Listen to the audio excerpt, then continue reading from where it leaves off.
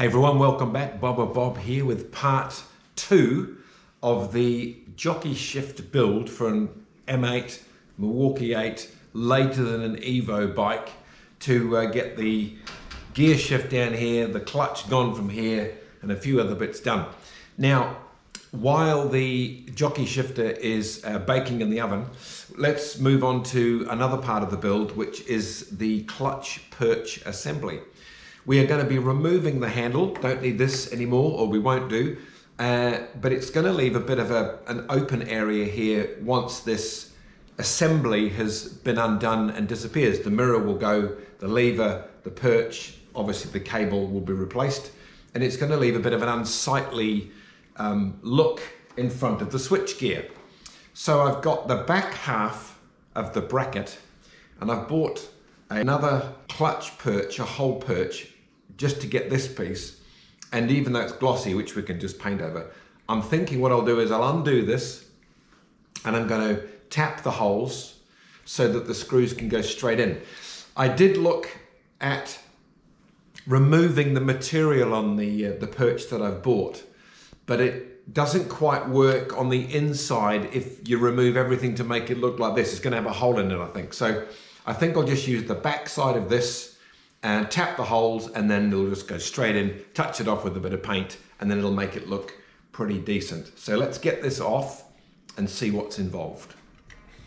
So the mirror is an acorn nut, and it's a 1/2 inch. And I'm just trying to remember which way is undo. Here we go. Probably could stay with the handset, but it'll just make it a bit easy to see what's going on. I will make the other side of the mirror will go below the bar, just to make it look a bit neater.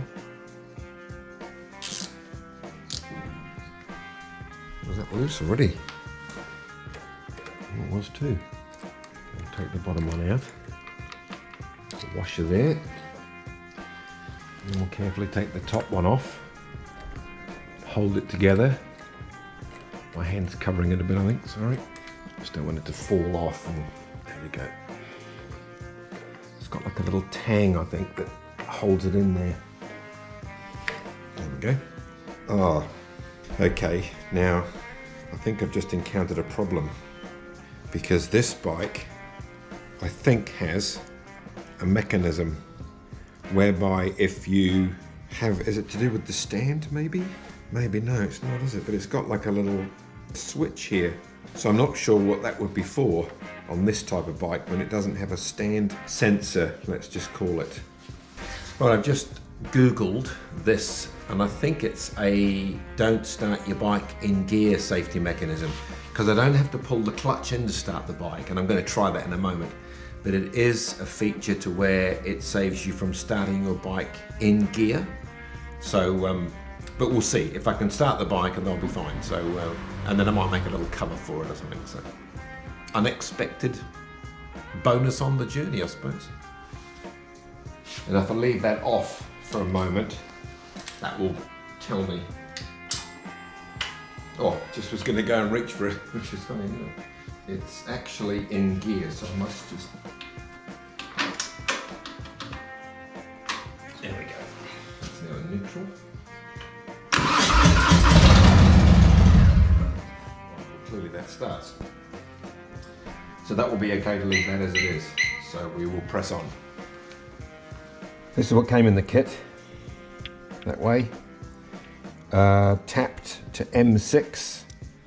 So it's a metric handset, fairly enough, for a Harley. So we're not going to use that part.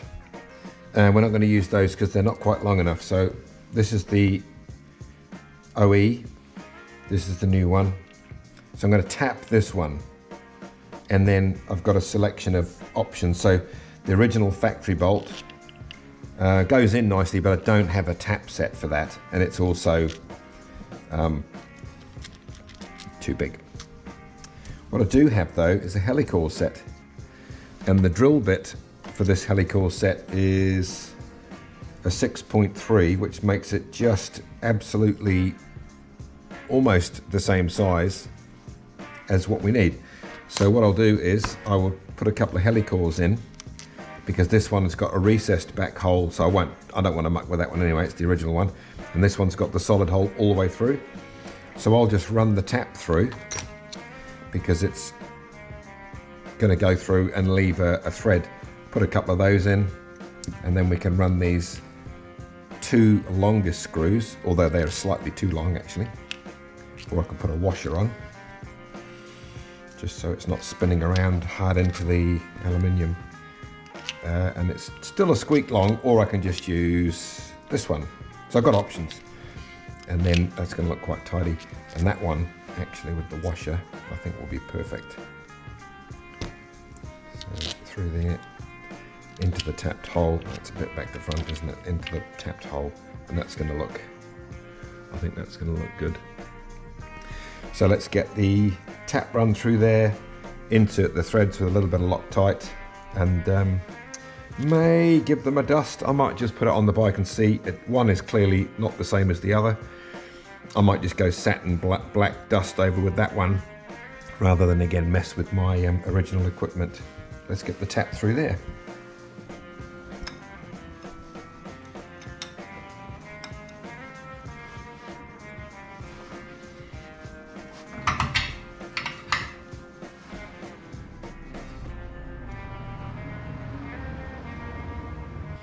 Ooh, doesn't feel too bitey actually, but I think for what we need it might be enough. And if the Loctite it in, oh, it's got a bit of grip now, but it just feels a little bit loose. Otherwise it means maybe nuts and bolts, or cap screws and nylocks, but all going to get another size.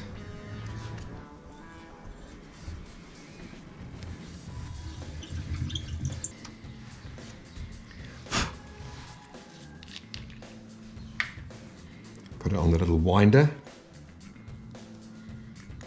Don't need a whole heck of a lot, but I mean it's going in.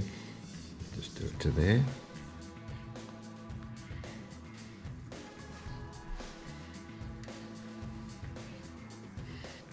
Then I have to break the little tangs off. So if you can see those sort of shiny inserts. They've gone through nicely. It's just like a punch. 1, 2, nice. Oh, I think I've just pushed that through. I'll have to put another one in on top of it. So I've put 2 in. The 2 original ones that were fairly flush, and that one just sat slightly below. So I put 2 in from the other direction and broken off their little tangs, and run a bolt through. And I just need to now get my Dremel out and cut through these excess threads, and then they'll sit nice and flush. So I've threaded the holes. I might just put a dab of paint on those 2 little threads there. I actually found giving it a wee scuff with the pad dulled it off enough to make it look similar enough, I think, rather than painting it. So that sort of come out alright. So that will go like that. Couple of these cap-head screws with some washers around the handlebar. I think that'll do the job. Whenever I do touch up, I've got a little brush kit and an old ice cream lid, and I just spray a bit in the corner so it's slightly puddly. Blow off the can so that's clean. And then I've got just like a little bit of paint to then apply to wherever I need to apply it.